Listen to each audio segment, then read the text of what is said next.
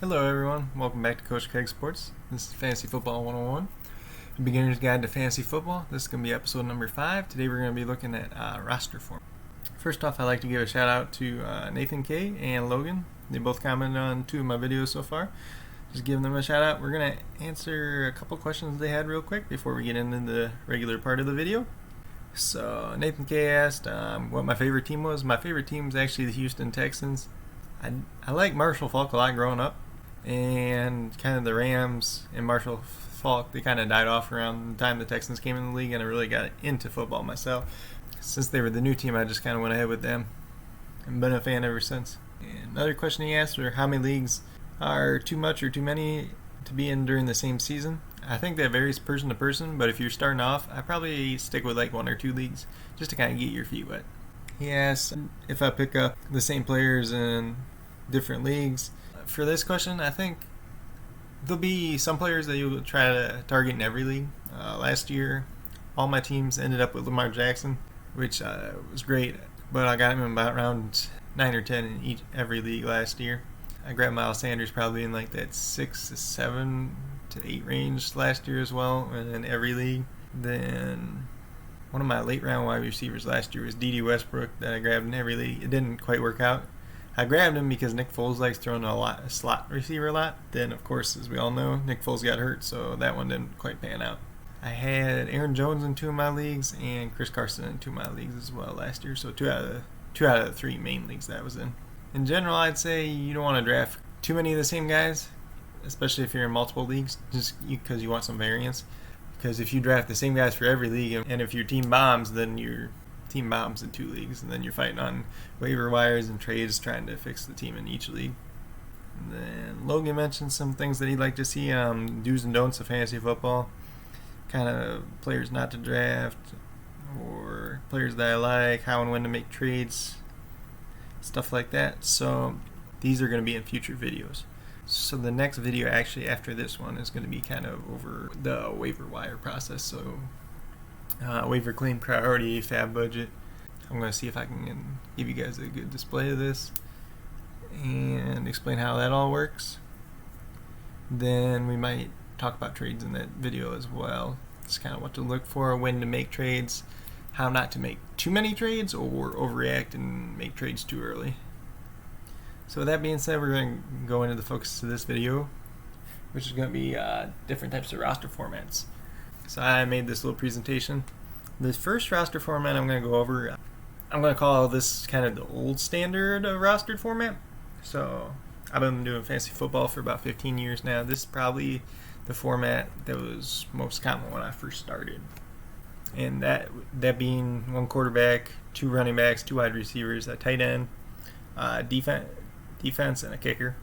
So this one's pretty old school, just real basic starting lineup. It doesn't give you as many slots to start different players as well. And then with each of these formats, I didn't add bench because every league will vary a little bit how many bench spots there are, and then how many IR or injured reserve spots there are too. Injured reserve spots are for players that are declared out for the week or put on like IR or the PUP list. Next, we're going to go into this is what I would call the new standard, or like kind of today's standard. It's pretty much the same as before, except there's a flex spot. And in general, what a flex spot is you can start a running back, a wide receiver, or a tight end in this spot. So it just adds a little bit more flexibility, gives every team a spot that somebody has to start in. Helps keeps leagues a little bit more competitive as well. Otherwise, it's pretty much the same as before. Then the next one I'm going to go over is 3 wide receivers with a flex spot. This is just building off the last one. You have a 3rd wide receiver instead. A lot of leagues are going more to 3 wide receivers with a flex spot. So this one might become the new standard in a couple of years, or potentially even a super flex league with a similar setup. Obviously, you're starting more wide receivers in this league, and then your flex spot could be a wide receiver, it could be a running back, it could be a second tight end as well. So you might value wide receivers a little bit more in this type of league. So maybe you get a couple surefire running backs real early, and then you go wide receiver heavy after that. There's a lot of different strategies you can take with that, and we'll talk about them a little bit later in a different video. The next one, that I'm going to talk about is 2 wide receivers with 2 flex spots. So this one's kind of similar before, but instead of making this spot be the 3rd wide receiver, it's a flex spot. So you have a little bit more flexibility. Doesn't increase the value of wide receiver too much, but you could start 2 running backs or 2 flex or 2 wide receivers there. You could start 3 tight ends even if you really wanted to. Usually that's probably not the greatest idea, but if you had 3 surefire tight ends that you felt real good about on that week, I guess you could do it as well. And then even with this, you could have kind of like the last one where you have 3 wide receivers and 2 flex spots as well. Every league will be a little bit different in the structure, so just figure out what works best for your league, or if your league's already set up, just figure out how they have it set up. In the off season, it provides time where you can make discussions within the league and have people vote if they want to change like the roster setup. Change isn't always bad. Sometimes it's good, sometimes it's bad, and not everybody will always want to change. Whenever you're trying to make rule changes in fantasy football, just depending on the rule change, you want to have kind of like a super majority vote. So maybe if you have 10 teams in the league, you need 7 to vote in favor of something to make a rule change. It just kind of depends. Part of fantasy football is just being open and communicating with each other, especially when it comes to rule changes and like trades. The last one we're going to talk about is the Superflex and the 2 quarterback league. In this example, we got quarterback, 2 running backs, wide receiver, tight end, flex, and then the SF is the Superflex, or it could be a second quarterback, just depending on the league type. So if you got 2 quarterbacks, then obviously you need to start 2 quarterbacks every league. Superflex, you could start a quarterback, a wide receiver, a tight end, or a running back. So it's pretty self-explanatory. You could have different variations of this format as well. Maybe you have a 3rd wide receiver or 2 flex spots and a super flex spot. The reason in general most people prefer a super flex instead of the second quarterback is, say you are halfway into the season, you're in a 10-team league and every team already has 3 quarterbacks on their team. So maybe one of your quarterbacks got hurt and your other quarterback's on a bye. So then instead of having to start the second quarterback, you could start like a wide receiver or a running back at the Superflex if you really needed to. In general, though, with Superflex, you want to start the quarterback because quarterbacks usually score more points than running backs, wide receivers, or tight ends, especially who you would be starting that spot.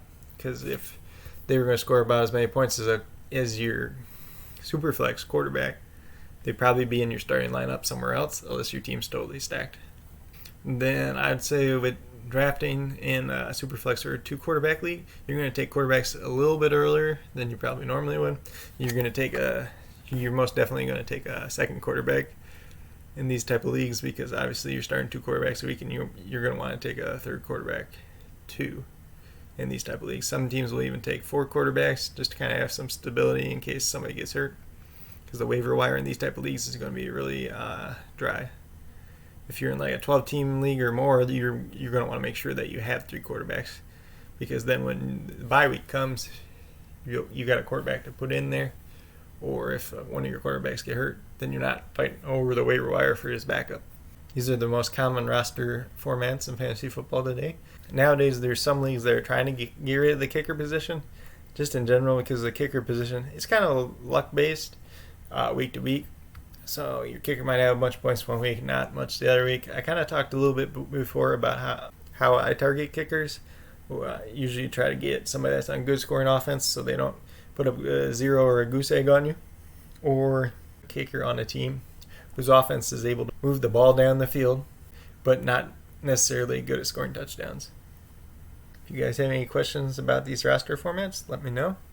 We can also talk different draft strategies with these as well.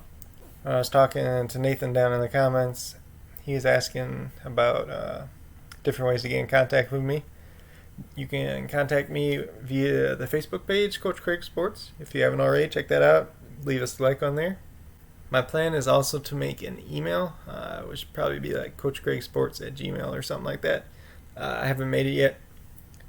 Once I make it, I'll put it down below how you can contact me there if you have any specific questions or anything you'd like to see me go over. As always, you can always leave a comment. I'm trying to respond to all those as quickly as I can. If you guys have any other suggestions for these videos, let me know. If you haven't already, subscribe to the channel. Give this video a like if you enjoyed it. If you're already subscribed to the channel and you don't have notifications turned on, you might want to do that because it'll let you know every time I put a video up. Then you can keep on watching it. That's it for today's video, guys. Enjoy the rest of your day.